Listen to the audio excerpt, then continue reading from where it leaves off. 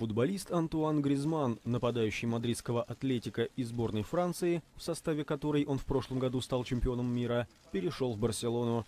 В воскресенье его официально представили на стадионе Камп Ноу как нового игрока каталонского клуба. За трансфер Гризманна Барселона заплатила 120 миллионов евро. Соглашение подписано сроком на 5 лет.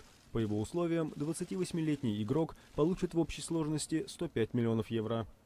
Переход форварда омрачился скандалом. В июне прошлого года Гризманн заключил с «Атлетико» новый контракт сроком на 5 лет. Однако 2 месяца назад он опубликовал видео, в котором заявил, что покидает мадридский клуб. В минувшую пятницу, когда официально стало известно о его переходе в Барселону, руководство «Атлетико» заявило о намерении подать в суд на каталонцев. В клубе утверждают, у них есть доказательства того, что Барса тайно заключила сделку с французом еще в марте. Президент каталонской команды Жозеп Мария Бартомеу категорически отверг подобные обвинения.